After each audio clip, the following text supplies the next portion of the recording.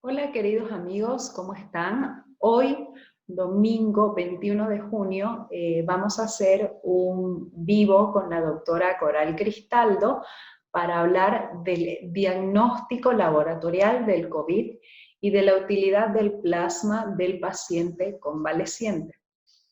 Hemos grabado toda esta conversación y a continuación le vamos a mostrar toda la información que la doctora nos pudo dar este día domingo. Realmente esperamos que sea de provecho para todos ustedes. Sabemos que estamos viviendo un momento de crisis sanitaria, un momento súper difícil a nivel mundial y nos parece que poder transmitir este tipo de información para todos ustedes es de vital importancia para poder hacer más llevadero este momento de cuarentena, de pandemia, para poder también actuar de manera responsable nosotros desde casa, bien informados, así que les dejo la grabación y espero de que logren tomar con mucha utilidad todos los consejos y toda la sabiduría que la doctora Coral Cristaldo nos va a transmitir.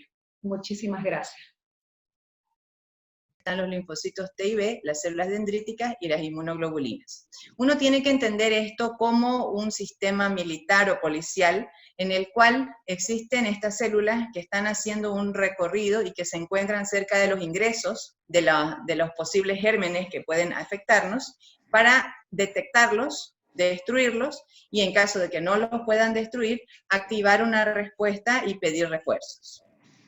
Entonces, cuando nosotros tenemos el ingreso del coronavirus al pulmón, nosotros aquí podemos ver, este es el coronavirus, necesita ingresar a través de un receptor, que este es el receptor de angiotensina. Entonces, ese virus se fija a ese receptor y entonces es ingresado dentro de la célula pulmonar. Si nosotros tenemos este virus cubierto de inmunoglobulinas, este paso hacia adentro de estas células no se va a poder producir.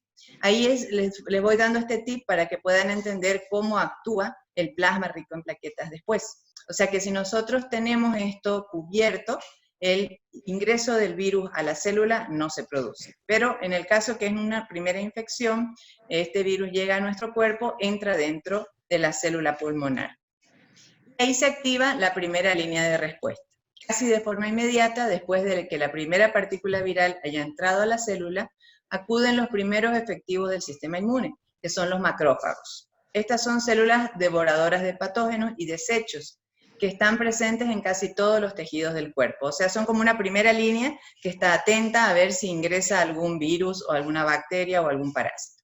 En estos primeros momentos de la infección también entra en juego otro tipo de células inmunes, que nunca dejan de vigilar, que son las asesinas naturales. Entonces, el macrófago se encuentra con el virus, el macrófago se lo come, digamos, podríamos decirlo así, Lo engulle. lo mete dentro primero, lo destruye, pero primero lo mete dentro de su célula. Una vez que lo mete dentro de la célula, se activan los lisosomas, que son los encargados, que son como los detergentes, son los encargados de destruir el virus. Ese virus es destruido, y todas estas partículas virales que vienen a estar eliminadas por este macrófago, vienen a ser los antígenos. Estos antígenos pueden limitarse ahí. Si nosotros tenemos el ingreso de una pequeña cantidad de virus a nuestro cuerpo porque utilizamos barbijo o porque no tenemos contacto con muchos pacientes o no hay una gran carga viral, nadie nos estornudó en la cara, si esta infección no es grave, estos macrófagos van a bastar para eliminarlo. O sea, las primeras células que se encuentran con el virus lo destruyen y con eso es suficiente. Entonces el paciente no tiene ningún síntoma. Y más o menos estamos hablando de que estamos viendo que son los pacientes asintomáticos o los que tienen formas leves, que terminan ahí con esa primera línea de defensa y no necesitan activar más defensa. Sin embargo, cuando estos macrófagos no consiguen vencer al virus, empiezan a lanzar una voz de alarma para activar los otros esquemas de defensa que tiene nuestro cuerpo. Y ahí producen unas sustancias que se llaman citocinas, que son las proteínas de la inflamación. Estas van a provocar los primeros síntomas, que son la tos, la fiebre y el malestar. O sea, estos actuando a nivel del cerebro, a nivel del hígado y de la médula ósea, van produciendo los primeros síntomas de la enfermedad cuando ésta no fue frenada suficientemente por el macrófago. En el cerebro actúan sobre... Un minuto, por favor. Quiero invitar a la gente a que nos vayan mandando sus preguntas, sus dudas, para que después de que usted nos termine de explicar toda esta lección fisiológica del virus, nosotros podamos responder las dudas de nuestro público. Siga. Perfecto. Entonces, estas citocinas, cuando actúan a nivel del cerebro, en el hipotálamo producen fiebre, que es un sistema de alerta general. A nivel del hígado, produce una elevación de la proteína C reactiva y de los niveles de ferritina, que son valores, son sustancias que nosotros debemos pedir cuando tenemos sospecha de que este paciente está yendo un poquito más grave. Y en la médula ósea, el estímulo de estas citocinas va a llevar a la producción de más macrófagos y más citocinas, que es lo que puede llevar al paciente finalmente a un colapso. Las células natural killer, de la misma forma que el macrófago, van viajando por el cuerpo y van reconociendo las células sanas, que como ustedes pueden ver en este esquema, tienen ciertas compuertas. Las natural killer las buscan esas compuertas y si las tienen, entonces las dejan tranquilas. Pero una célula infectada deja de tener estas compuertas o ya las tiene abiertas, entonces esta célula natural killer la destruye. Ahí tenemos la primera línea de defensa. Cuando esta primera línea de defensa es, digamos, vulnerada y el virus continúa en su interés de disminuir nuestra salud, las células dendríticas hacen el enlace entre la primera y la segunda línea. Entonces, internalizan esos virus y los llevan hasta los ganglios linfáticos, que son como los cuarteles donde están todo el resto del sistema inmune. Por eso también algunas personas tienen los ganglios inflamados, porque estas células dendríticas llevan gran cantidad de detritus o restos de virus para que dentro de los ganglios linfáticos pueda amplificarse esta respuesta inmune. Ahí se activan los linfocitos T y los linfocitos B. Los linfocitos T son los linfocitos que pueden transformarse en colaboradores y también van a ejercer una acción directa contra ese virus, y los linfocitos B son los encargados de producir una cantidad enorme de anticuerpos, y es ahí donde nosotros vamos a ver lo que es la inmunoglobulina M y la inmunoglobulina G. Estos son anticuerpos en contra de ese virus, porque como ya el cuerpo tuvo tiempo de reconocer cómo es el virus y qué parte es lo que hay que atacar, se produce primero esta inmunoglobulina M, que es la inmunoglobulina de la defensa, que es detectable a partir de 9 a 12 días, desde los primeros síntomas, desde la infección. Entonces, como ustedes pueden ver aquí en el esquema, estas inmunoglobulinas tienen varios brazos y lo que hacen es fijarse al virus para que el resto del sistema inmune pueda acercarse y destruirlo. Esta inmunoglobulina G empieza a producirse a partir de 14 a 21 días, ya son más específicas contra el virus y hacen lo mismo, se juntan al virus para que el resto del sistema inmune lo pueda destruir. Si todo va bien, entonces la persona se recupera y vuelve a la normalidad, y si todo va mal y esto de virus igual sigue estando en gran cantidad en nuestro cuerpo, se producen más y más citocinas, y ahí es el concepto que conocemos en forma común ahora, que es la tormenta de citocinas, que es la que va a llevar al colapso del sistema inmune del cuerpo y va a producir la muerte del paciente. Entonces, para entender un poco el esquema, les traje esta diapositiva, donde podemos ver que de la totalidad de la población, 30% va a ser, por ejemplo, no sintomática. Este paciente va a tener su contagio.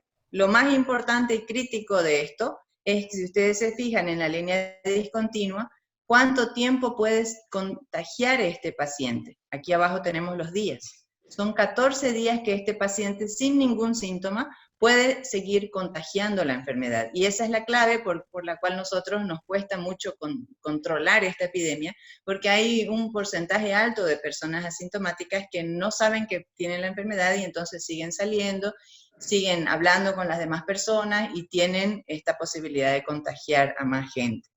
Entonces, más o menos al día cuarto, quinto, el sistema inmune ya está activo, pero si ustedes recuerdan, este paciente probablemente no va a tener un desarrollo de inmunoglobulinas porque ha sido suficiente con los macrófagos. Entonces, ese paciente que tiene pocos síntomas o ningún síntoma no es un candidato ideal para darle esa cantidad de inmunoglobulinas que produjo a otro paciente, o sea, hacer la transfusión del plasma hiperinmune. O sea que si nosotros tenemos un paciente con más síntomas, significa que tiene más cantidad de inmunoglobulinas en su cuerpo, y esas inmunoglobulinas son las que son transferidas a la otra persona para que pueda defenderse en forma rápida en contra de este virus. Los pacientes que tienen síntomas moderados son el 55%. Como ustedes pueden ver acá, a partir del 5º día del contacto empiezan los síntomas y tarda más o menos hasta el día 10, que a partir de ahí ya el paciente empieza a mejorar, pero como ustedes pueden ver aquí la línea discontinua, el contagio puede llegar hasta el día 21.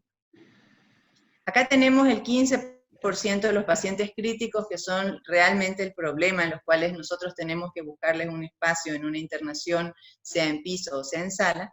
Y como ven acá, este paciente tal vez puede seguir contagiando mucho más tiempo. Necesita aquí, en el día 8 más o menos, porque los síntomas van empeorando, una hospitalización, y el sistema inmune se activa en una forma más tardía, aproximadamente a partir del día 20. Y aquel que tiene síntomas críticos sigue más o menos la misma ruta, solamente los síntomas de severidad son cada vez más intensos y el paciente tiene que terminar en terapia intensiva y probablemente bajo ventilación mecánica.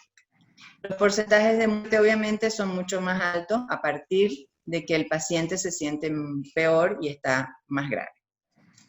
Ahora, hay muchas pruebas que, tal vez por su nombre, las personas no la entienden muy bien. Dicen, bueno, las pruebas rápidas, entiende uno que rápidamente me va a diagnosticar el COVID, pero la verdad es que la prueba rápida se llama así porque el resultado uno lo puede tener muy rápido, porque son como unos pequeños test de embarazo donde uno coloca una gotita de sangre y sale si es positivo o negativo.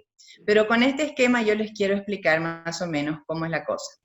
Si un paciente empieza acá en el día 1, esta línea verde es la cantidad de virus que hay en su cuerpo, la viremia. Entonces, como ustedes pueden ver, empieza a subir la viremia, más o menos en el día 4º, 5º, está prácticamente más detectable, sube y llega a bajar hasta el día 20, pero empieza a bajar la detección de este virus viene a ser más difícil a partir del día 10º. Como dijimos, a partir del contacto con el virus, el sistema inmune se pone activo, pero no se puede defender inmediatamente. Entonces necesita más o menos 7, 14 días, y acá podemos ver en la línea de tiempo que a partir del día 7 empiezan a producirse las IgM, y vienen a ser detectables aquí a partir del día 10º. Y lo mismo la IgG, a partir del tiempo de los 14 días empieza a subir, y empieza a hacer una curva que después probablemente se mantenga durante unos 45, 50 días. Entonces, si yo tengo una enfermedad, si yo me contagio en el día 1 y me hago una detección del virus que se hace por PCR, o sea, la prueba de la nariz, si me hago en el día 1, probablemente esto me puede llegar a salir negativo, un falso negativo. Entonces nosotros idealmente pedimos a los pacientes que estén más o menos en el 3º o 4º día de síntomas para poder tener una mayor rentabilidad de esa prueba. Como ustedes pueden ver acá, el PCR va a ser bastante positivo desde el día 3 de la enfermedad a aproximadamente hasta el día 10. Si nosotros pasamos y estamos en el día 12 o 13 y nos hacemos la PCR, también puede dar un falso negativo. El paciente tener la enfermedad, pero su PCR ser negativo. Y si ya pasaron varios días y nosotros estamos en el día 10º, ahí, a partir de ahí podemos empezar a pedir estas pruebas rápidas, que son las que definen si tenemos las inmunoglobulinas G y la inmunoglobulina M en nuestro cuerpo. O sea que si nosotros se nos detecta una IgM positiva, nosotros estamos acá entre el día 10 y 14, 15 de la enfermedad, y si se nos detecta la IgG, probablemente ya estamos en el día 21 o 22 de la enfermedad. Entonces, la idea es sacarnos de la cabeza que vamos a diagnosticar rápido con una prueba rápida. La prueba rápida la podemos ir haciendo a partir del día 14, ahí buscando la mayor rentabilidad de la prueba. No sé si querés hacer alguna pregunta hasta ahí. Tenemos muchísimas preguntas, doctorita. Me gustaría ir a de las primeras que nos estuvieron enviando, pero en realidad lo que a mí me gustaría es que tal vez resalte cuáles serían los aspectos que uno debe valorar antes de recurrir a una prueba de coronavirus. Es decir, que muchas veces yo sé que soy una persona sana, que hago ejercicio, que me alimento bien y que me viene una fiebre y un dolor de cuerpo. Y capaz que no la necesitas en ese momento que te vino la fiebre, la prueba, porque sí, capaz que hay otra gente que está mucho más grave y que con todo el colapso que ahora estamos viviendo, sería mejor llevar el tratamiento, obviamente, de la mano de un médico en casa, ¿no es cierto? Excelente. Si tenemos una diapositiva un poquito más adelante, acá, por ejemplo, podemos ver que la enfermedad está básicamente dividida en 3 estadios. El estadio de actividad viral, donde nuestra clínica básicamente son síntomas constitucionales leves, fiebre, anosmia, tos seca, diarrea, como decías. Y aquí los análisis clínicos, podríamos hacer un hemograma y vamos a ver que tiene pocos linfocitos, un aumento leve de la LDH, un aumento del dímero D, y esto más o menos son 7 días. Después de los 7 días empieza este estadio que se llama la fase pulmonar, donde ya el paciente empieza a tener disnea, o sea, falta de aire, la saturación baja, una radiografía anormal o una tomografía normal, y pasando el tiempo, esta línea negra así discontinua son los síntomas, pasando el tiempo ya en general encontramos mayor cantidad de respuesta inflamatoria, donde podemos encontrar al paciente en una insuficiencia respiratoria, sepsis, lesión renal aguda, y ya tenemos otros análisis de laboratorio que nos pueden ayudar. En base a lo que me preguntabas, nosotros acá tenemos que si nosotros estamos en pacientes sospechosos de COVID, menos de 14 días, ¿qué pruebas deberíamos hacerle? ¿La PCR o una prueba rápida de anticuerpos nucleicos? Esta prueba rápida que mide anticuerpos, desgraciadamente todavía no la tenemos nosotros en el comercio, y la PCR, como vos decías, es súper difícil de conseguir, primero, que le tomen la muestra, y segundo, tarda muchísimo en dar los resultados. Por eso es que nosotros tenemos que ser, a este momento de la epidemia, tenemos que ser más críticos con a quién le pedimos, porque si nosotros, como vos me decías, una paciente sana, joven, sin factores de riesgo, que probablemente va a tener una enfermedad leve, y yo sobrecargo más todavía el sistema haciéndole esa solicitud, probablemente no sea lo más correcto ahora. Es ideal que uno sepa el diagnóstico, pero nosotros tenemos que ubicarnos que en este momento de crisis, donde realmente hay desabastecimiento de todo, por ahí a muchos pacientes le vamos a recomendar solamente el aislamiento y el control periódico, y no vamos a insistir tanto en el diagnóstico específico de la enfermedad, porque no nos cambiaría mucho la terapéutica con él. Te lo voy a explicar un poquito más acá. Entonces, el primer paso de evaluación de todo paciente tiene que ser la evaluación clínica. Nosotros tenemos básicamente 2 pilares de importancia. Los factores de riesgo de gravedad son aquellos factores que si el paciente los tiene, nosotros podemos predecir que probablemente va a tener una enfermedad más severa. Y estos son los pacientes mayores de 60 años, los que tienen diabetes, los que tienen problemas del corazón, enfermedad pulmonar obstructiva crónica, inmunodeficiencias, cáncer activo, enfermedad renal crónica, hepatopatía crónica, asma, hipertensión, embarazo y obesidad. Si nosotros contamos con 1 o 2 de esos factores de riesgo, ya tenemos que ver que al paciente lo tenemos que ver con más cuidado, con más calma y con más profundidad. Y de muchísima importancia es buscar estos signos de alarma, que son la fiebre alta y persistente, la dificultad respiratoria, que el paciente se puede dar cuenta, si puede contar cuántas veces respira por minuto, la presión baja, cuando el paciente está somnoliento, confuso, si hay muchos vómitos con poca ingesta de líquidos, si está agravada su enfermedad de base, una de estas. En ese caso nosotros tenemos que recurrir sí o sí a exámenes complementarios. Y dentro de los exámenes complementarios son más análisis de sangre, que son estos de aquí, y una imagen básicamente, porque si nosotros pedimos el PCR, lo van a marcar para de aquí en varios días y nos van a dar la respuesta, y nosotros vamos a perder mucho tiempo que ese paciente realmente necesita para hacer un acercamiento y una evaluación intensa, probablemente internado, y entonces vamos a ir directo a una tomografía de tórax. La tomografía en los pacientes con COVID da unas manchas, unas características que nosotros podemos decir sin el resultado del PCR, en el 97% de los casos que el paciente tiene COVID, y podemos tomar la conducta de internar al paciente en un área COVID o en una terapia intensiva de acuerdo a cómo salga el resultado y evaluar la parte clínica del paciente para orientar el mejor tratamiento. Es que me adelanté un poquito, pero aquí, como yo les decía, si nosotros estamos enfermos hace más de 14 días, podemos ir a las pruebas serológicas, pero no antes de los 14 días, porque estas van a salir negativas, porque el tiempo de la enfermedad no da para que todavía haya montado la respuesta inmune al paciente. Entonces, recordemos bien esto, de en qué momento de la enfermedad estamos, qué factores de riesgo tenemos y qué síntomas de alarma, para que nosotros podamos insistir en una evaluación diagnóstica realmente de la enfermedad con una evidencia tomográfica o laboratorial, o simplemente quedarnos en casa, aislarnos y tener cuidado de tratamiento sintomático con un seguimiento clínico bien estricto.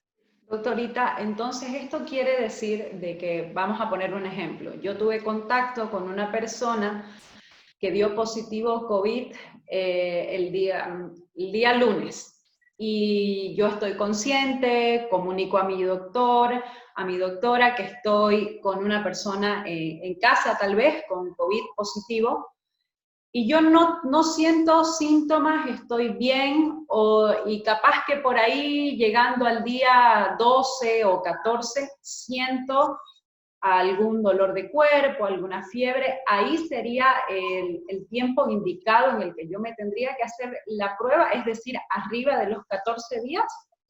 Si vamos a hacer las pruebas lógicas, sí. En ese momento sería el momento de hacer las pruebas serológicas. Obviamente que si fuera un caso como el tuyo, por ejemplo, que vos sos joven, no cumplís con ninguno de estos, lo vamos a poner de vuelta, no cumplís con ninguno de estos factores de riesgo, y yo examino o lo hacemos por vía telefónica, vemos que tu fiebre no es alta, que no tenés dificultad para respirar, que no tenés presión baja, no tenés somnolencia, si podés tener un aparatito para controlar la oxigenación, vemos que está siempre arriba de 93, probablemente yo ni siquiera te pida el PCR, porque yo estoy ya asumiendo que tenés la enfermedad, pero estoy viendo que tus factores de riesgo ni tus síntomas de alarma son de importancia, entonces te diría, mira, vamos a hacerte el seguimiento, vamos a controlar cómo estás, todos los días, unas 3 veces al día, controlar tu presión, tu pulso, tu saturación, y yo te hago un seguimiento, un acompañamiento para ver si de repente desarrollas algunos síntomas de alarma, y si no, lo básico es hacer tratamiento sintomático y aislamiento, para evitar que uno lo pueda seguir esparciendo el virus. Excelente, buenísimo. Le voy a pasar a leer, doctorita, algunas de las preguntas que nos están haciendo nuestros seguidores. Por ejemplo, dice, ¿cuánto tiempo se puede detectar la IgG,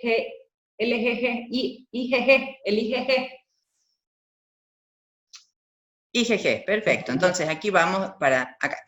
Nosotros tenemos este cuadro que está muy bonito. Tenemos el día de inicio de síntomas marcados acá, aquí antes porque viene a ser lo que es la incubación, y aquí las semanas para adelante. El rojo es el aislamiento viral del tracto respiratorio, el PCR.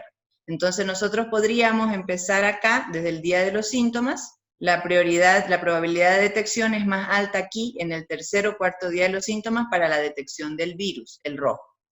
Si nosotros tenemos acá la IgG y la IgM, que es la pregunta, son las líneas discontinuas. Entonces, desde más o menos, desde el 10º día podemos pedirlo. Y ahí vemos cómo se suben la IgM, que es la línea lila, y la IgG, que es la línea verde. La IgM va a ser positiva durante menos tiempo y la IgG va a ser la que va a ser positiva durante más tiempo. El momento en el cual nosotros ya vencimos la enfermedad es cuando tenemos la IgG positiva y la IgM ya negativizada. Eso nos da la idea de que nosotros ya pasamos y nuestro sistema inmune ya pudo controlar la infección. Excelente. Buenísimo. Otras preguntas que nos están haciendo, doctorita, es, hay gente que tiene todavía bastante confusión en Sí. a partir de qué día yo puedo hacer la prueba, o bien rápido para que me salga algo real, o bien el PCR también buscando que el resultado sea real, ¿no es cierto? Excelente. En este otro esquema podemos ver, el PCR, esto que está rojito, significa que es la alta posibilidad de que dé positivo en el caso de que yo tenga COVID. Es importante saber también que el PCR tiene una sensibilidad diagnóstica del 70%. O sea que bien tomado un paciente COVID, hay un 30% de posibilidades de que dé negativo, o sea, un falso negativo. Por eso es que es tan importante ver la parte clínica y tener la guía de su médico, porque muchas veces el resultado puede salir negativo, pero si uno tiene el nexo epidemiológico, conversó con su médico y su médico tiene alta sospecha, tiene que mantenerse igual en aislamiento. Acá podemos ver el rojito del PCR, que es el resultado de la nariz. Desde el día 3 hasta el día 10 es la probabilidad más alta de encontrarlo, desde el inicio de los síntomas. Y la IgG y la IgM, que son las pruebas rápidas, la podemos encontrar positiva la IgM a partir del día 11-12 y la IgG a partir del día 18. Excelente, Entonces, clarísimo. esto sirve de mucho para darse cuenta de que uno no con la primera fiebre puede ir a hacerse una prueba rápida esperando que esto sea real de qué es lo que tiene en su enfermedad, porque se puede hacer pero va a salir negativo, y si uno dice, ah, bueno, ok, es negativo, uno va a seguir saliendo y puede tener este potencial de contagiar a las demás personas. Doctora Tatiana Moreno nos pregunta si los pacientes asintomáticos no desarrollan anticuerpos. ¿Quiere decir que se pueden volver a contagiar del COVID-19? Esa es una pregunta clave, que todavía la ciencia no la ha respondido, porque si bien ha habido algunos reportes de casos de pacientes que han salido negativo y después ha vuelto a salir positivo, hay muchas limitaciones en el tipo de la prueba, en la toma de prueba. Hay alguna posibilidad de que el paciente pueda volver a tenerlo. Por eso es que cuando uno ya tuvo el COVID, ya desarrolló la IgG o no, igual uno tiene que salir con las mismas medidas de protección. Tiene que seguir usando el barbijo, tiene que seguir haciendo hincapié en la higiene de manos, en la limpieza de las superficies, en la distancia social, porque uno no sabe. Teóricamente, si uno venció rápidamente al virus, es porque su sistema inmune estaba muy activo y tuvo una carga viral baja. Ahora, ¿qué pasa si ese paciente se expone a una carga viral mucho más alta? Probablemente ahí los macrófagos no van a ser suficientes y van a tener que activar todo el resto del sistema para poder controlar la enfermedad. Al momento actual no sabemos, se habla de reinfección o se habla de que el paciente puede tener una reactivación, pero lo que es claro es que aunque ya haya uno tenido el COVID, uno no puede levantar las medidas de aislamiento social, del barbijo, de la higiene de manos y de la limpieza de superficies. Doctora, dentro de las enfermedades que nombraba de alto riesgo, hay una persona, María del Pilar Gantier, que nos está preguntando si la hematopatía crónica sería un hígado graso 2. No, el hígado graso 2 todavía no es hepatopatía crónica, es cuando ya el paciente llega a cirrosis. El paciente con hígado graso tiene alta probabilidad de llegar a la cirrosis, pero también tiene, si cambia su actividad física, su ejercicio, su forma de comer, tiene muchas chances de volver a un hígado normal. Este todavía no se considera hepatopatía crónica. Se considera hepatopatía crónica a partir del momento en que llega a ser una cirrosis, y esto es raramente reversible. ¿Cuál es este tratamiento para la gente con síntomas? Pregunta Brenda Prudencio. Esa es una pregunta fantástica también, porque en el momento tenemos muchísima gente con la que yo estoy hablando diariamente que toma, por ejemplo, antibióticos.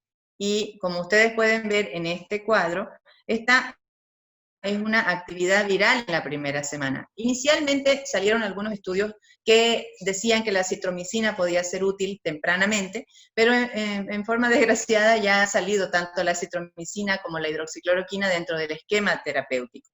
Hay también algunas escuelas que dicen que si uno toma ibuprofeno a tiempo, probablemente no desarrolla la respuesta inflamatoria, pero eso no tiene tampoco ningún estudio, ninguna validez científica. Lo que hay que hacer es hacer tratamiento sintomático. Si uno tiene unos síntomas parecidos a una gripe, hay que tomar antigripales. Si hay mucho dolor, uno puede usar paracetamol o terapirol, puede usar inhaladores para la nariz, pastillas para chupar para la garganta. Y la verdad es que no existe un medicamento que nos pueda frenar y ni siquiera pueda decir, este paciente no va a ir a una gravedad de importancia si lo tomamos a esta altura. Y hay un montón de opciones, pero en este momento ninguna es científicamente comprobada que funcione, y de hecho uno puede ver muchísima gente que toma, por ejemplo, ivermectina y igual termina en terapia intensiva. O sea, es mejor evitar la sobremedicación y la automedicación, porque si bien la gente piensa que no le hace daño, si uno toma acitromicina junto con prednisona, con indometacina o con algún otro cóctel de medicamentos, sin tomar en cuenta su estado de salud, puede ser muy perjudicial. Belín Valdomar, doctora, nos está preguntando, en el caso de la ivermectina, que justamente estaba usted nombrándola, si ella tiene arritmia, ¿sería contraindicada tomarla? Me parece que la gente tiene mucha curiosidad de estos medicamentos que están de moda en las redes sociales, ¿no es cierto? La verdad es que la ivermectina es un excelente antiparasitario porque mata piojos, mata sarna, es un remedio fantástico para la sarna.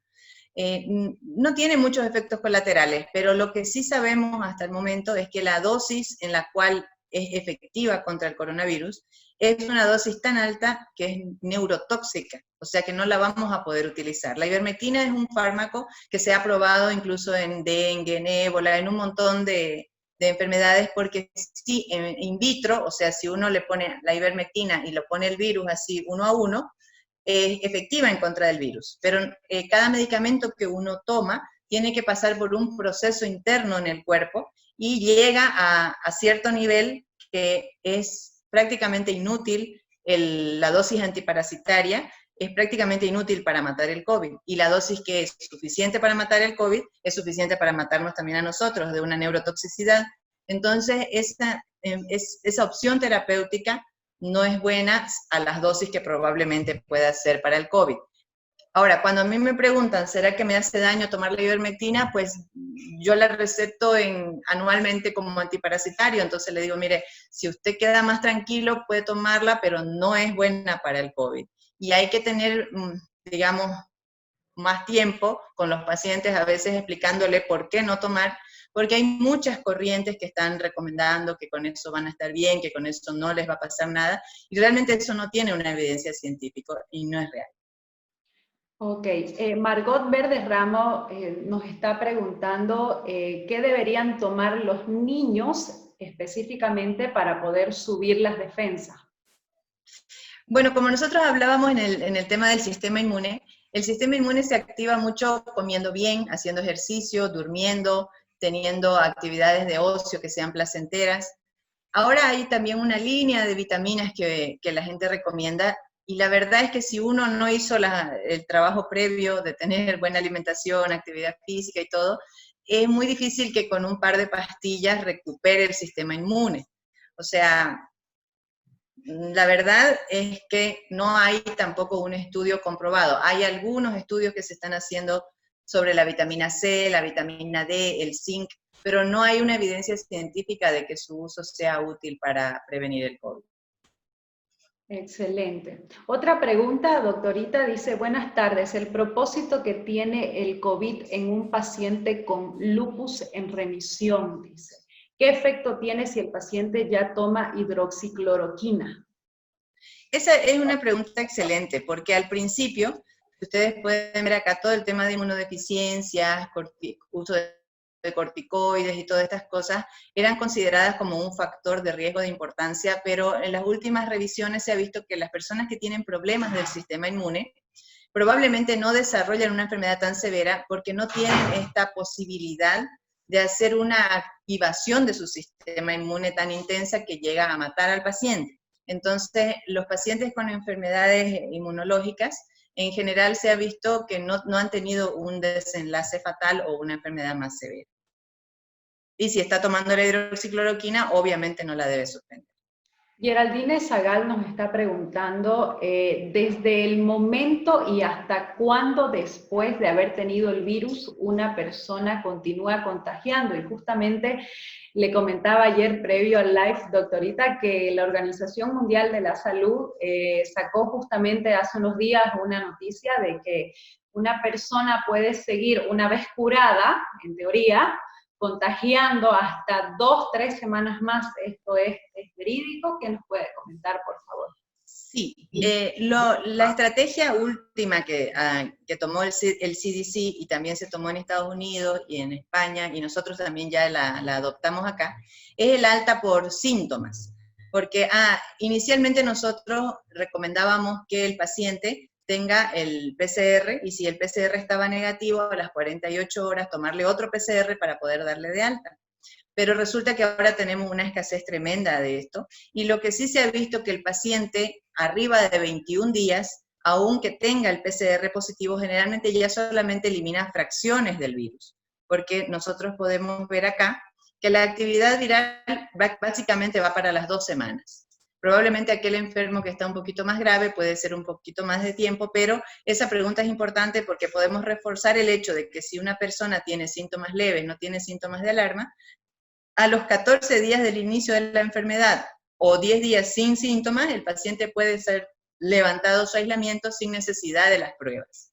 Y si el paciente tuvo unos síntomas un poquito más moderados o un poquito más de sintomatología, nosotros con esperar 21 días ya viene a ser suficiente y podemos levantar su aislamiento sin necesidad de tener los 2 PCR negativos.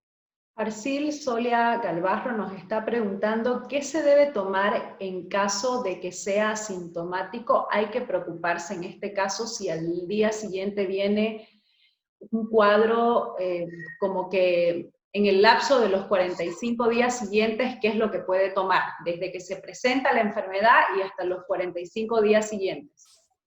Buenísima pregunta, porque mucha gente también tiene el resultado positivo y no ha tenido síntomas y se desespera. O sea, si el paciente no tiene síntomas, no debe tomar nada, no necesita ningún tipo de tratamiento. Si yo, por ejemplo, he estado muy bien y por alguna prueba me hago la prueba rápida y me sale IgM positivo, IgG negativo y no tengo síntomas, tengo que seguir igual.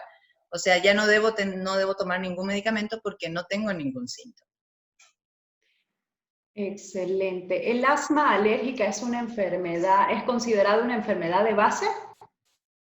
Enfermedad pulmonar obstructiva crónica, básicamente, pero los pacientes asmáticos están también en la lista y básicamente tienen más falta de aire y más crisis. O sea, son pacientes que uno tiene que estar mirando con ojo más crítico y probablemente a ellos sí hay que hacerle un esfuerzo para llegar al diagnóstico etiológico y probablemente una tomografía de tórax también, en el momento que debería hacerse.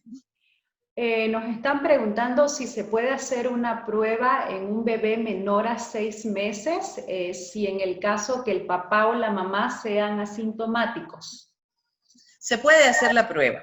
Se puede hacer la prueba si hay sospecha o si la mamá o la abuela que ha estado en contacto con el bebé viene a ser positiva. Se puede hacer a cualquier edad, pero es buena la pregunta desde el punto de vista que generalmente las personas jóvenes y los niños tienen muy pocos síntomas y básicamente son personas que más esparcen el virus que tener síntomas ellos.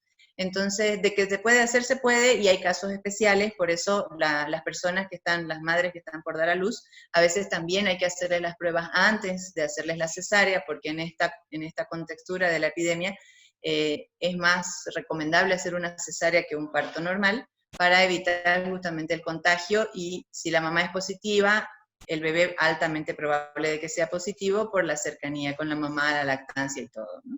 Y en este caso, doctora, de los bebés, ¿cuál sería el tratamiento? También nos están consultando. Claro, ahí en el caso del bebé sería el aislamiento, básicamente, que esté solo con su mamá, porque si lo cuida, por ejemplo, la abuelita, que tiene 60 años y tiene hipertensión y diabetes, ahí podría contagiarse y enfermarse. Entonces, en el caso del bebé, el único tratamiento de importancia sería el aislamiento, que solamente tendría que poder estar con su mamá o con una persona que tal vez ya haya tenido la enfermedad. Hay que limitar el acceso al bebé en esos casos. ¿En qué momento se debe recurrir a la internación? Nos están consultando. Excelente, estamos justo acá. Nosotros tenemos el paciente con factores de riesgo y con algún síntoma de alarma, uno o dos de estos factores de riesgo y uno o dos de estos síntomas de alarma, vamos a hacerle una evaluación diagnóstica y vamos a ver cómo está saturando, vamos a ver su tomografía, vamos a ver estos otros análisis y en base a eso se puede decidir. Obviamente que si a uno le dicen yo tengo síntomas de COVID hace 8 días, está saturando 89, ya no hay mucho que decir, ya ese paciente sí o sí tiene que estar internado. Pero en un paciente que no tenga así valores muy notorios de descompensación, tomamos en cuenta los factores de riesgo, los síntomas de alarma. A esos pacientes hay que hacerle una evaluación más profunda desde el punto de vista de tener una tomografía y unos análisis, y en ese momento se decide si el paciente va a piso o va a terapia intensiva, de acuerdo a algunas escalas que ya manejamos los médicos en la parte clínica, ya dentro de la internación. Cuando se tiene síntomas leves, como un resfrío, dice, ¿qué es mejor tomar o qué debo tomar? ¿Paracetamol o ibuprofeno? Nos pregunta Verónica Parada. Al inicio de la epidemia se hablaba de que uno debería evitar el ibuprofeno porque probablemente podía activar el virus, pero esto ya quedó desechado, incluso la Organización Mundial de la Salud dijo que uno puede tomar lo que mejor le sienta, porque a algunas personas les sienta muy bien el paracetamol, a otras les sienta bien el ibuprofeno, se puede tomar un antigripal directamente si hay muchos síntomas de congestión nasal, de cefalea, se puede usar un antigripal que tenga ibuprofeno o que tenga paracetamol, de acuerdo a lo que le sienta mejor al paciente. ¿Por qué es peligroso tomar dióxido de cloro? ¿Por qué es peligroso el dióxido de cloro del que se habla tanto para prevenir o curar el COVID-19? Bueno, dentro de tantas cosas que se prueban, el dióxido de cloro está dentro de las posibilidades de la medicina ortomolecular, básicamente. Lo que pasa es que las dosis que se utilizan son dosis ínfimas y uno no puede, de hecho yo por ejemplo no lo conozco y no lo manejo, yo no lo recomendaría, pero si uno está en la línea de medicina ortomolecular tiene que conocer perfectamente las dosis porque sí es altamente tóxico y de hecho es utilizado como un detergente. Entonces, son medicamentos que realmente yo lo evitaría porque no lo conozco básicamente, como un medicamento que no puede ser tóxico para el ser humano. Claro, muy bien, excelente, doctorita. Realmente tenemos una cantidad de preguntas increíbles. Aquí le hago la pregunta que nos está consultando Karina. Doctora, ¿se sabe algo acerca del igual dióxido de clorito? En realidad es la misma pregunta, acá vamos por otra. Doctora, ¿los fumadores activos tienen más riesgo de tener esta enfermedad y más grave que los fumadores pasivos? Sí, eso también está comprobado. Las personas que tienen el hábito tabáquico, que fuman, en general tienen riesgo de enfermedad más severa, ¿no? Igual que la obesidad, que es un factor de riesgo de mucha importancia. Nos están preguntando ahora sobre el corticoide, que trata la insuficiencia respiratoria, pero ¿tiene algún efecto secundario?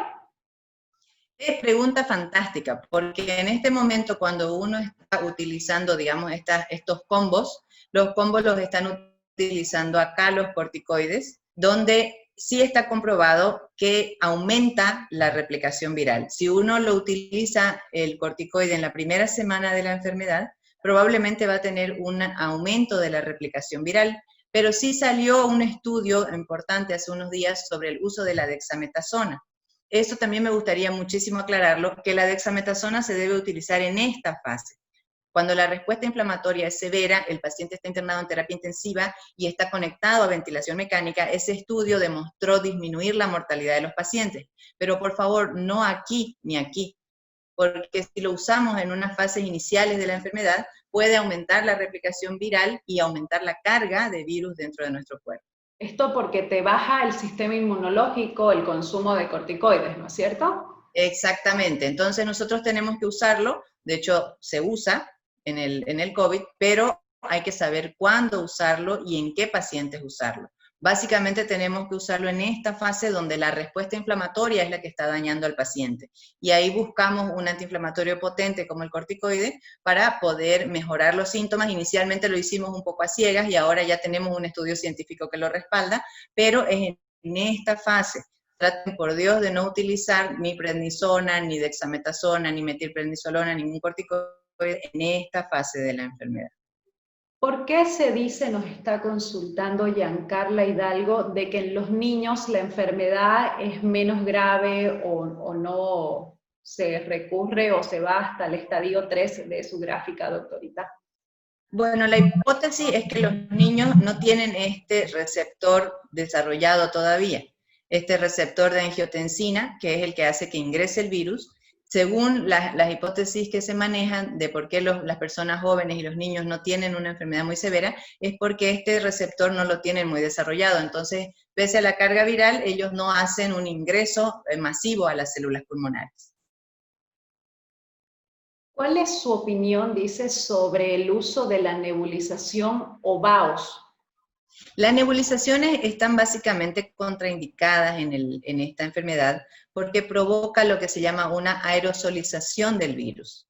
O sea, uno coloca el nebulizador y lo que hace este vapor que ingresa es sacar la cantidad de virus que tenemos en la vía respiratoria al ambiente. Entonces, al paciente no le hará daño, pero existe esta aerosolización del virus que pone en mayor riesgo de infección a las personas que están en el contexto de esa casa o a las personas que van a utilizar esa misma habitación en algún momento. Entonces, esto está contraindicado desde el inicio de la enfermedad por este riesgo de aerosolizar y aumentar el riesgo de infección. José Enrique Vicente nos está consultando si el IgG, positivo, pero si el IgG da positivo, dice, y los valores de ferritina son altos. ¿Qué se puede hacer en un tratamiento o qué sugiere? En general nosotros utilizamos ya los corticoides cuando la ferritina es elevada, pero si este paciente tiene la IgG positiva, el resto negativo y la ferritina todavía alta, es cuestión de esperar en esta enfermedad, porque se ve que ya ese paciente ha avanzado en su enfermedad y ya está saliendo. Probablemente la ferritina de él estaba mucho más alta antes y no se sabía, pero lo que hay que hacer si el paciente solo tiene IgG es nomás expectante porque ya pasó la enfermedad, ya su cuerpo reaccionó todo su sistema inmune y pudo vencer al virus. Nos están consultando cómo se pueden combatir los síntomas de asfixia o falta de aire. En ese momento ya el paciente, si tiene una saturación baja, debe ir sí o sí a la clínica, al hospital, a recibir una atención. Hay que poner oxígeno. Y una de las cosas que más funciona es la posición prona, que se llama, o sea, echarse de barriga. Esto se utiliza desde el paciente que no está entubado, incluso en el paciente entubado, con toda la complejidad que lleva a girar a un paciente que tiene un tubo de la boca hasta la garganta. La posición prona es una de las cosas que son muy útiles y si uno tiene el oxisensor, uno puede ver que está en 89, 90, se echa boca abajo y después de un tiempo el oxisensor rápidamente sube a 92, 93 porque el compromiso pulmonar básicamente es posterior. Entonces, es muy útil a aquellos pacientes que no pueden conseguir una cama o que todavía no están siendo evaluados por un médico, la posición prona, el oxígeno y en ese caso sí los corticoides. Excelente. Y hablando del plasma, doctorita, nos están consultando si una mujer que tiene un hijo de 5 años que ha vencido la enfermedad puede donar plasma. Esa pregunta también es muy buena porque nosotros al ser mamás tenemos en el cuerpo, tenemos un grupo sanguíneo que no siempre es el mismo del bebé. Cuando son diferentes de los grupos sanguíneos, la mamá desarrolla anticuerpos en contra de lo que no es idéntico a lo suyo. Entonces, este desarrollo de anticuerpos es bajito y no sirve para dañar al bebé, pero queda como un recuerdo inmunológico. Entonces, a medida que uno tiene más hijos y de diferentes grupos sanguíneos, uno tiene anticuerpos en contra de esos bebés en dosis muy pequeñas, que esto sí le puede provocar al paciente que recibe esa transfusión una lesión pulmonar aguda por transfusión. Por eso es que se recomienda que las mujeres que han tenido embarazos no donen. En otros lugares hay la tecnología para dividir esto y que pueda ser útil el plasma, pero nosotros no la tenemos. Ni siquiera tenemos la tecnología suficiente para medir si ese paciente ha tenido el desarrollo de anticuerpos neutralizantes en forma correcta. Entonces, por eso es que las mujeres que hemos tenido hijos o embarazos, no estamos dentro de las indicaciones para donar. Y en este caso, las personas idóneas son las mujeres que no han tenido hijos, que no han tenido embarazos, Exacto, y los varones.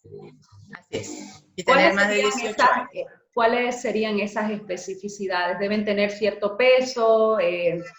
Sí, generalmente es entre 18 y 60 años, ser del sexo masculino o no haber tenido ningún embarazo previo.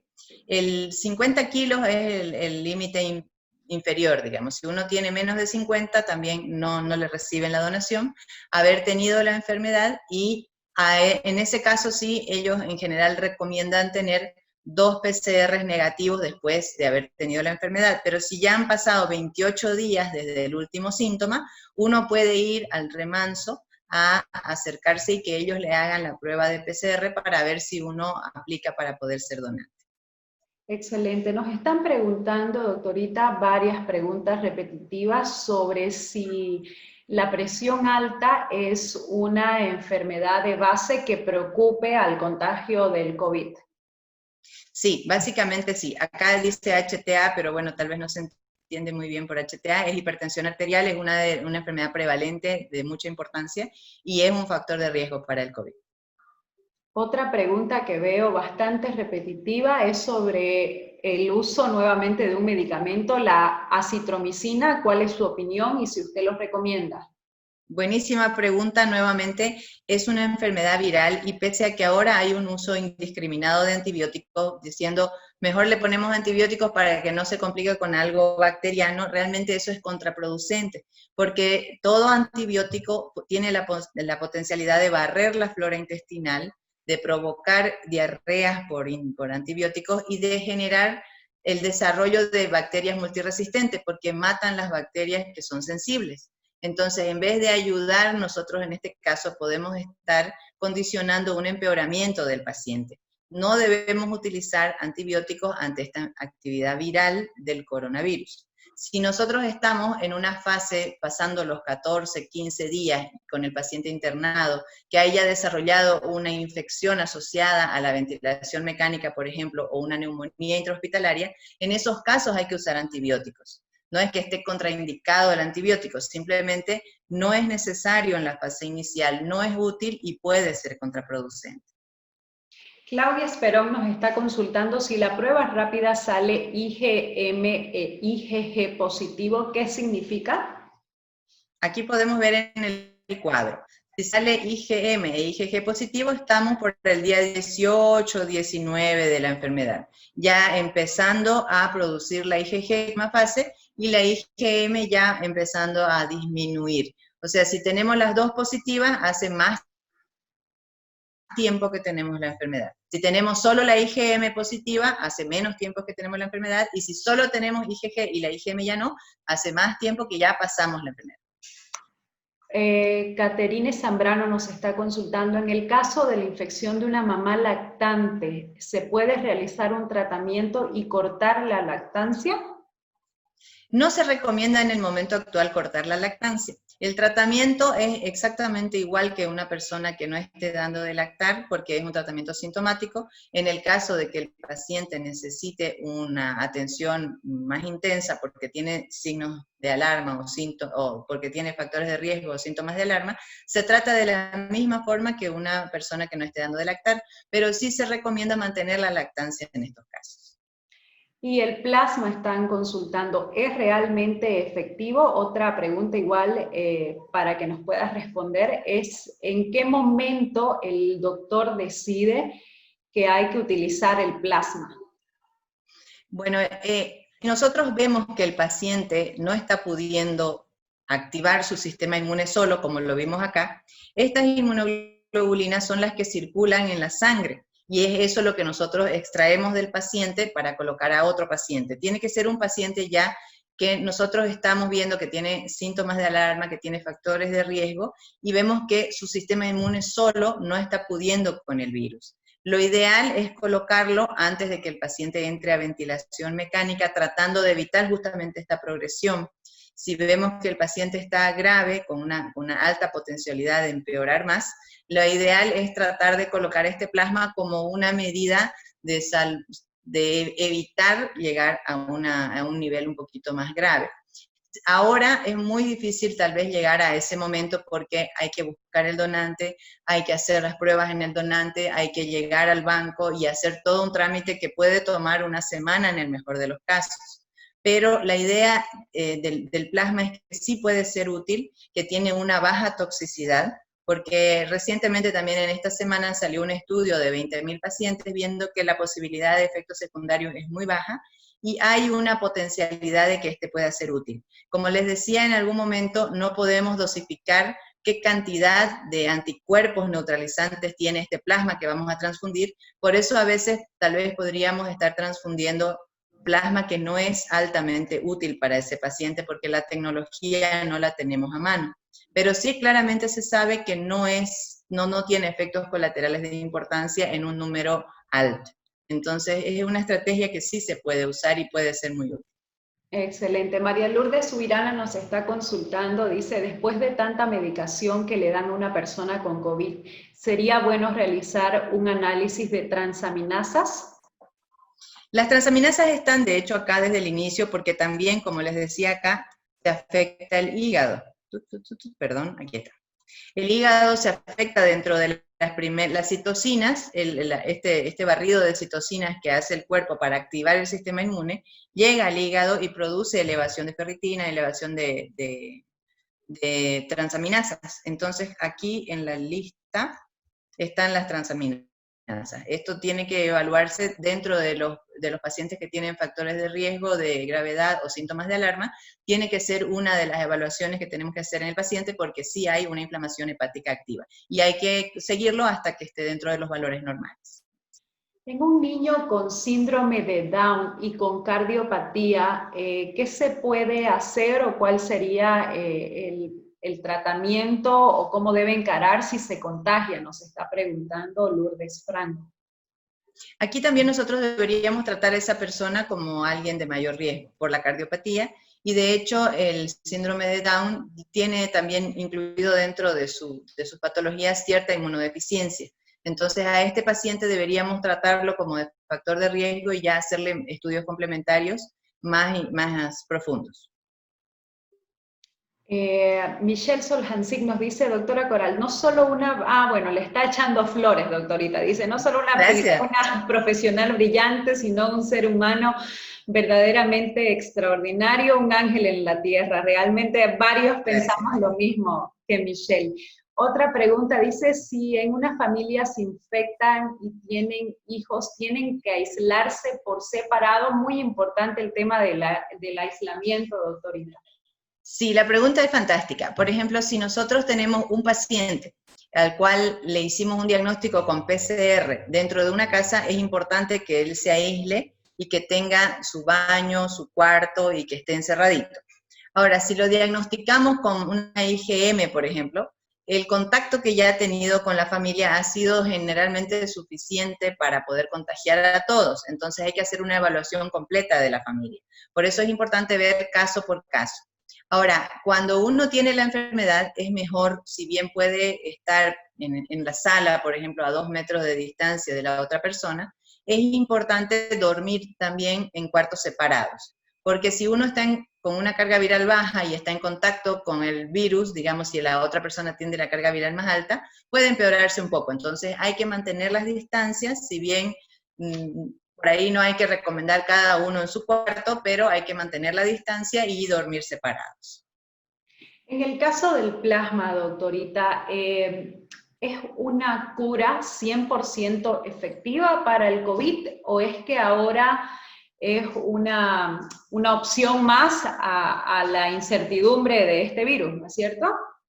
Desgraciadamente no tenemos ningún tratamiento que sea 100% eficiente, pero por ejemplo, si nosotros lo comparamos con una enfermedad viral como el dengue nosotros lo tenemos dentro de nuestras enfermedades prevalentes en Bolivia y sabemos que tiene una mortalidad mucho más alta que el COVID, pero obviamente se presenta con menos frecuencia.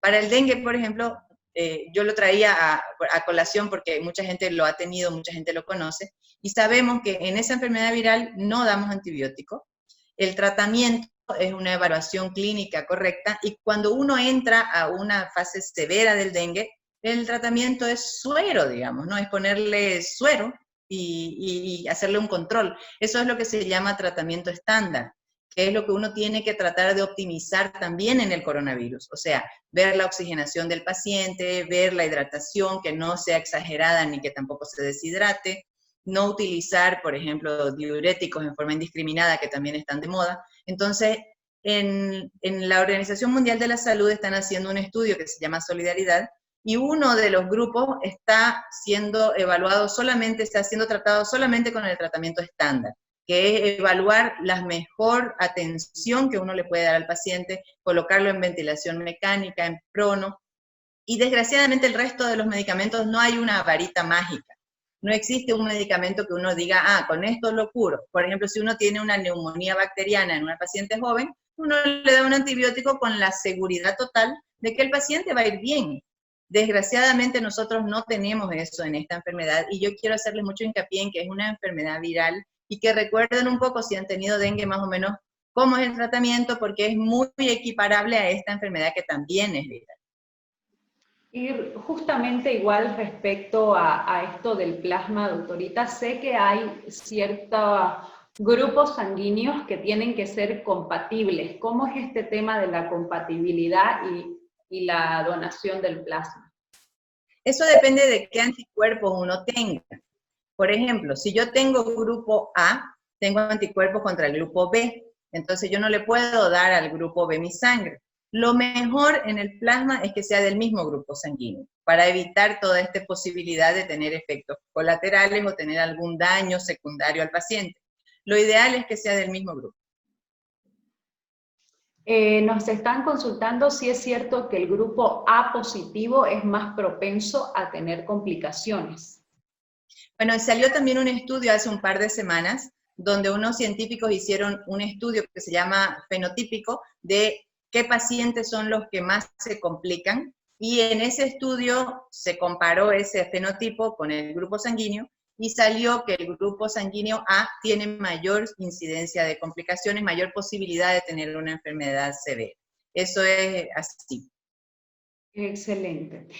Una persona nos está consultando a qué específicamente se refieren a paciente asintomático. Es decir, si no tienen ningún síntoma, entonces, ¿cómo saben que tienen la enfermedad? Y básicamente no vamos a saber a no ser que se hagan, por ejemplo, mucha gente se está haciendo ahora un test serológico. ¿Por qué? Porque tiene que trabajar, o por ejemplo, la diapositiva que no les expliqué mucho, en el personal de salud que está asintomático, lo ideal es hacerle un tamizaje periódico, justamente para responder a la pregunta que decía la persona. Nosotros no sabemos, este paciente nunca tuvo síntomas, pero por ahí, como es un personal de salud, es un médico, una enfermera, alguien que trabaja en salud, tiene la enfermedad y la está esparciendo. Entonces, cada cierto tiempo, lo ideal es cada semana o cada 2 semanas, hacer estas pruebas serológicas para definir si ese paciente tiene o no tiene el COVID asintomático, para poder aislarlo, porque esa persona con ese cuadro asintomático puede estar contagiando a muchas personas, porque son médicos y enfermeras que están en contacto con muchos pacientes de riesgo. Entonces, la única forma es un análisis serológico. O sea que en el caso del personal de salud es recomendado de que ellos hagan pruebas continuas. Es el personal de salud que está trabajando, viendo diariamente pacientes COVID. Si uno no lo está haciendo en forma presencial, por ejemplo en mi caso, que yo los veo por telemedicina, yo no me he hecho ninguna de estas pruebas, pero si yo trabajo en emergencia y llegan todos los días pacientes COVID o en terapia intensiva, lo ideal sería manejarse con un tamizaje periódico de pruebas serológicas para poder detectar a tiempo también el personal de salud enfermo. Excelente. Doctorita, veo que yo sé que ya nos los explicó hace un momento, pero mucha gente nos los está consultando, si una persona puede volver a contagiarse 2 veces. Cosa que todavía no sabemos. En el momento, como le digo, hay algunos pacientes que han podido tener, bueno, nuestro paciente emblemático, que es nuestro secretario de salud, que probablemente tuvo 2 veces, hay pacientes en Pekín, hay pacientes en Wuhan, pero no es algo claro todavía, no lo tenemos científicamente bien explicado. Lo que sí sabemos es que hayamos tenido o no coronavirus, debemos mantener la higiene de manos, debemos mantener el barbijo, la distancia social y la limpieza de las superficies, que son cosas que realmente funcionan para prevenir la enfermedad. Nos están consultando, ¿una persona inmunodeprimida con tratamiento de corticoides permanente genera la tormenta de citocina? Esa es una pregunta similar a la que nos hacían la paciente con artritis. Si bien, como les decía, aquí está en la lista de factores de riesgo, las publicaciones de los reumatólogos es que en general no han tenido enfermedades tan severas. Por lo tanto, al mantenerse con esta inmunosupresión crónica que le provoca el corticoide o el uso de medicamentos inmunosupresores, probablemente no han tenido esta oportunidad de desarrollar tanta tormenta de citocina y no llegan a un caso grave. Pero obviamente cada caso es diferente, ¿no? Estamos hablando de un estudio que nos ha demostrado que puede ser que esto sea un factor protector para no tener severidad en la enfermedad. ¿Los pacientes asintomáticos que han vencido la enfermedad pueden donar plasma? Como les decía antes, la donación se puede, obviamente, pero si nosotros como no tenemos la posibilidad de dosificar qué cantidad de anticuerpos neutralizantes realmente, de esos buenos anticuerpos que van a ser eficientes, tiene ese paciente, si nosotros vamos pensando en la parte fisiopatológica que les expliqué adelante, probablemente esos pacientes no han tenido la oportunidad de desarrollar buena cantidad de inmunoglobulinas porque con su primera línea de defensa fue suficiente. Entonces, para donar es mejor que tenga un paciente un poquito más de síntomas, por lo menos, que el asintomático, porque en ese sí sabemos que se montó una respuesta inmune y que esa respuesta inmune fue eficiente para matar al virus en su cuerpo. Y respecto al post de la enfermedad, veo también varias consultas respecto a cómo deja al cuerpo la enfermedad. Veo que hay gente que hablan de cansancio crónico, Sí. veo que hay personas que nombran dolores de espalda como punzones. Totalmente, igual que las personas que han tenido dengue nos pueden contar que después de haber tenido el dengue quedan hasta 3 meses con cansancio, con falta de apetito, con una energía más baja. Entonces, ahí lo importante es alimentarse bien, descansar correctamente y esperar un poco, porque como toda enfermedad viral que es impactante en todo el cuerpo, puede dejar un síntoma así de fatiga crónica durante 1 a 3 meses. Una persona dice, si uno normalmente ya tiene problemas de respiración como sinusitis, dice, ¿se puede saber si uno se ha contagiado de COVID? Es una pregunta frecuente eso en los pacientes riníticos, sobre todo, porque son pacientes que siempre están moqueando un poquito, siempre tienen algo de dolor de cabeza, y si sienten alguna cosa diferente, por ejemplo la fiebre, o un poco más de falta de aire, o no es el cuadro clínico habitual que ellos manejan, entonces uno debería sospecharlo porque somos altamente prevalentes, ahora tenemos entre 600 y 900 casos por día. Si uno conoce su alergia y conoce sus síntomas, lo que tiene que buscar es algo diferente, por ejemplo la fiebre, que eso sería un diferencial para pensar en que este paciente tenga coronavirus. ¿Cuál, dice, es la diferencia entre la prueba rápida y una prueba con ELISA? Básicamente, la prueba con ELISA busca lo mismo. Las pruebas rápidas se hacen con una técnica diferente que se llama inmunocromatografía. Es un nombre rarito, pero buscan la misma, la presencia del anticuerpo IgG o IgM. La ventaja de la ELISA o la quimioluminiscencia de esas técnicas es que son más seguras, o sea, tienen un margen mayor de sensibilidad, o sea que tienen menos falsos negativos. Y volviendo al tema del plasma, sé de que una persona puede donar varias veces, pero depende de qué máquina uno utilice, ¿no es cierto?, para extraer el plasma.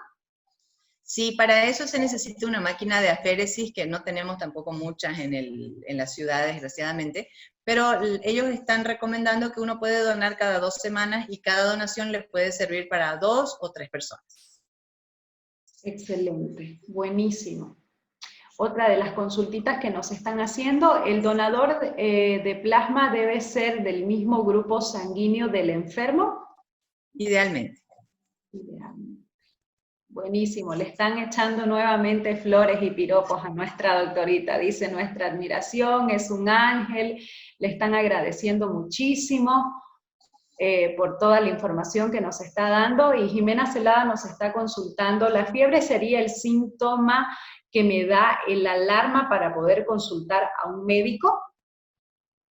Buenísima pregunta. Cuando la fiebre es persistente, si nosotros estamos acá más o menos en el 7º, 8º día y el paciente sigue con fiebre y en vez de disminuir la fiebre está alta, es uno de los síntomas de alarma que uno tiene que pensar que probablemente este paciente está progresando a una fase pulmonar después de la infección temprana en esta zona. Es la fiebre, la falta de aire, y ahí son los estudios auxiliares que nos ayudan, por ejemplo, la tomografía y algunos otros laboratorios como el dímero D, las transaminasas y la ferritina.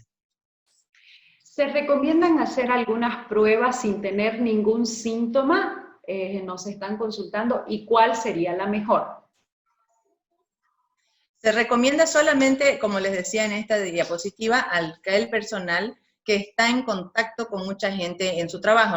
Yo estoy hablando del personal de salud. También puede ser útil esto, por ejemplo, en los policías, en las personas que están en contacto trabajando ahora arduamente, que están tratando de limitar la infección y de repente tienen un contacto más estrecho. Básicamente para el personal de salud. Si uno no es personal de salud, si uno no tiene ningún factor de riesgo y no ha tenido ningún contacto, no se justifica ningún tipo de estudio. Excelente. Doctorita, y ahora me gustaría muchísimo que usted nos dé ciertos, tal vez, empujos para uno como paciente, ser un poquito más consciente en el sentido de cuándo ver que algo es realmente necesario, porque sabemos de que como ahora estamos colapsados y como usted dijo hace un momento, no tenemos abastecimiento de medicina suficiente. Sé por mi hermano, que también es médico, que trabaja en un hospital, que inclusive hasta el oxígeno hace falta. En esta conciencia de no colapsar más nuestro sistema de salud, que ya está sobrecolapsado, me gustaría que por favor nos dé unas recomendaciones para nosotros como pacientes, para poder trabajar en estar más tranquilos, en no alarmarnos, en no estresarnos, aunque nosotros sabemos que esto tal vez es un poco difícil, porque a uno le dicen positivo y uno está alarmado y asustado, ¿no? Sí, una de las cosas más terribles en esta epidemia yo creo que es el miedo que uno tiene, el estrés que uno pasa. Porque uno lo primero que escucha es que el paciente falleció en su casa, que falleció en el taxi de ida a la clínica, que de repente se descompensó y se murió sin tener ningún síntoma. Entonces todo eso trabaja en forma negativa por nuestra psiquis.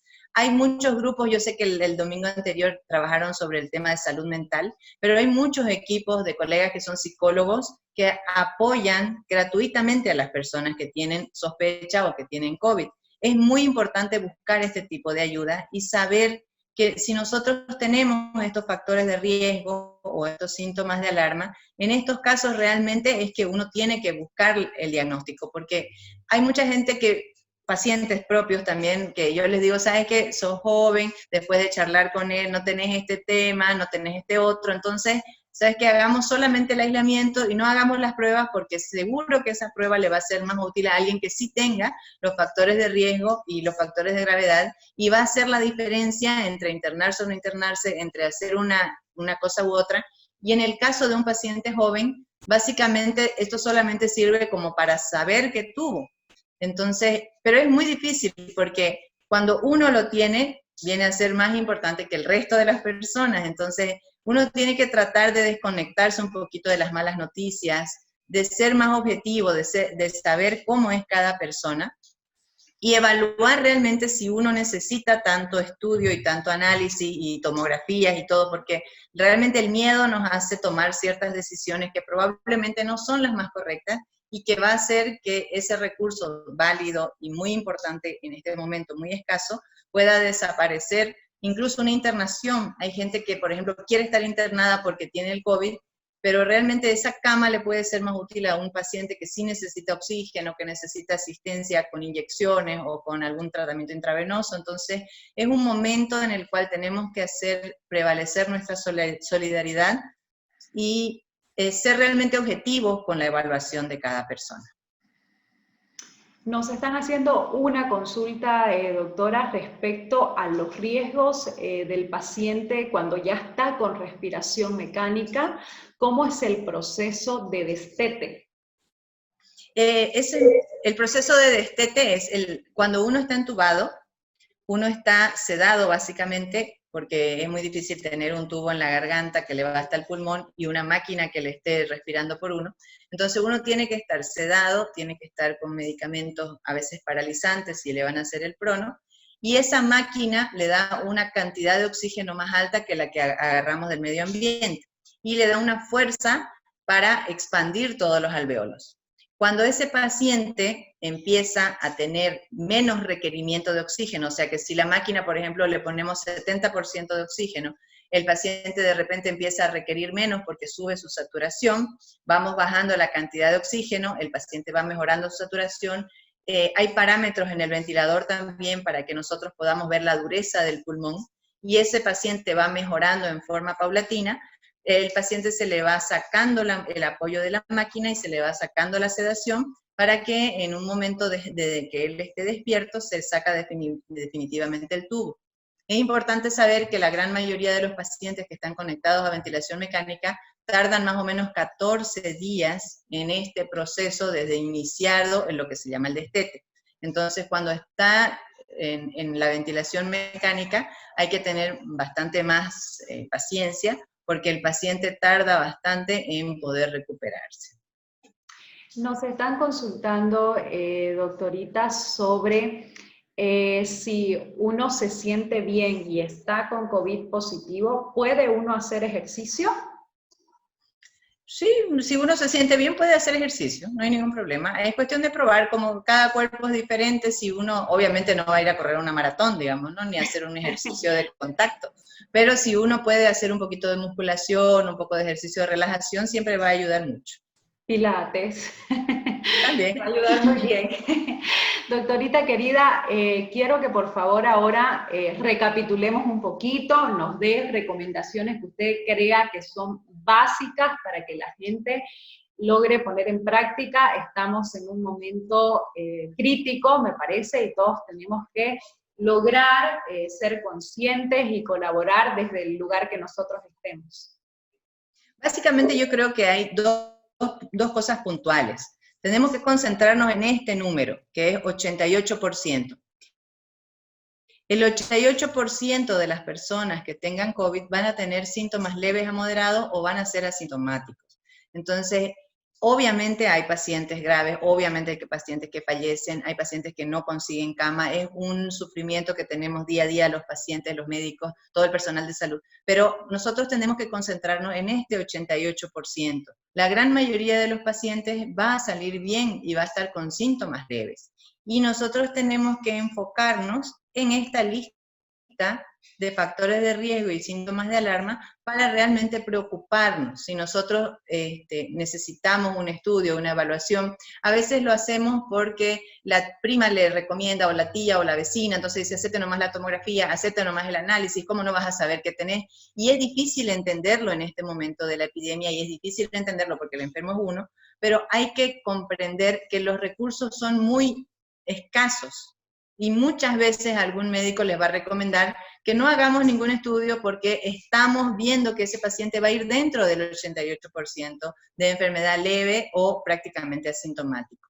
Hay que tratar de ser, yo sé que es difícil porque esto juega mucho con el miedo, con la ansiedad, con los nervios, pero hay que tratar de ser lo más objetivo posible y ver realmente cómo es uno, qué tipo de factores de riesgo tiene, y hacer un seguimiento una vez que uno está enfermo, ver su presión, ver el pulso, ver la temperatura, ver la saturación idealmente, y eso nos va a ayudar a definir qué pacientes necesitan internarse o qué pacientes no. Una consulta, veo, doctora, voy a tener que volver a preguntárselo como otra anterior porque es muy repetitivo. Dice que es muy importante la opinión de usted respecto al uso del dióxido de cloro, por favor. ¿Qué opina usted? La verdad es que, como le digo, yo conozco colegas que hacen medicina ortomolecular que lo conocen y saben cómo dosificarlo, yo no, porque no está dentro de la lista de medicamentos que nosotros usamos, no hay tampoco un estudio clínico en base a eso. Entonces yo la verdad no lo puedo recomendar porque no lo conozco, lo que sé es que es un detergente, y lo que sí les diría que si ustedes lo quieren utilizar, busquen a un especialista en medicina ortomolecular que los pueda guiar para que por lo menos no sea tóxico. Pero no hay un estudio clínico que yo conozca, pero puedo entrar ahora a buscar, hay una página que se llama clinicaltrials.gov, donde uno puede buscar, ahí por ejemplo yo entré ayer a mirar a la ivermectina y hay 160 estudios clínicos que se están haciendo con ivermectina. Podrían entrar y buscar a ver si hay algún estudio clínico que se está haciendo con eso, pero en el momento actual la ivermectina no está recomendada. Puede ser que cuando esos estudios salgan y digan sí, realmente había sido útil, pero todo lo que se ha hecho hasta ahora y toda la investigación y empíricamente lo que hemos visto, hasta el momento no está dentro de la lista de recomendaciones, de la misma forma el dióxido de cloro. Lo que sí es claro que la citromicina y la ivermectina y la hidroxicloroquina ya no están dentro de la lista de recomendaciones porque básicamente los estudios clínicos demostraron que no hay un beneficio sobre su uso y que más bien puede ser perjudicial. Excelente, doctorita querida. Realmente también quiero aprovechar de agradecer a las más de 450 personas que nos han acompañado en el live. Definitivamente hemos batido récord. Nos encanta ver que la gente está con ganas de informarse de una manera real, verídica, de la mano de usted, doctorita. Quiero agradecer a tanta gente. Voy a tratar de nombrar unos cuantos: Claudia Franco, Julio Escobar, Ana Antelo, Vivian Bacadíes, Álvaro Méndez, Alejandro Barja, Karina Correa, Verónica Parada, Heidi Justiniano, Ingrid Peralta, un montón de gente que nos estuvo acompañando. Realmente me parece que da para hacer hasta una segunda parte de este tema porque veo que hay tantas preguntas y como ha habido gente que capaz que se ha conectado un poquito tarde al live, está repitiendo las preguntas que ya la doctora ha respondido en el inicio. Por si acaso el video queda colgado en nuestras páginas para que ustedes puedan verlo y lograr absolver todas sus dudas. Doctorita, quedo inmensamente agradecida. Yo sé que robarle hora y media de su tiempo en esta época es una fortuna, porque sé que estaría atendiendo a pacientes que tanto la necesitan, pero sí también vemos que hay muchísimas personas que necesitan esta información confiable. Millón de gracias. Muchas gracias, Ceci. Y la verdad que la última diapositiva dice, ahora más juntos que nunca, y espero que no sea solamente una frase. Necesitamos trabajar todos juntos para que esto pueda pasar esta epidemia. Nosotros todos los días tenemos colegas que están cayendo en terapia intensiva, tenemos familiares que caen, familiares de colegas. Es realmente doloroso seguir un paciente y no tener dónde internarlo, no saber dónde colocarlo porque las camas están llenas. Estamos en un momento caótico en el cual la única cosa que nos puede salvar es estar juntos, todos hacia el mismo objetivo. Estamos hablando de los ciudadanos, de los políticos, de los médicos, y el mensaje más importante es que todos estemos juntos y todos seamos un poco solidarios y ver qué es realmente necesario para nosotros. Exactamente, qué es realmente necesario para mí y qué puedo guardar para algún otro paciente, y esa puede ser la diferencia a veces entre la vida y la muerte. Muchísimas gracias, doctorita, realmente tiempo valioso. Aquí están igual agradeciéndole un montón. Millón de gracias, excelente entrevista, gracias doctora, muchas gracias Coral, un ángel, la doctora, excelente, muchas gracias. Y yo nuevamente me convierto en la voz de esta gente. Gracias, gracias, gracias por habernos aportado con toda su sabiduría y su conocimiento, doctorita. Millón de gracias. Un abrazo, amor. Muchas Chao, gracias chao. a vos. Hasta una próxima. Chao, chao.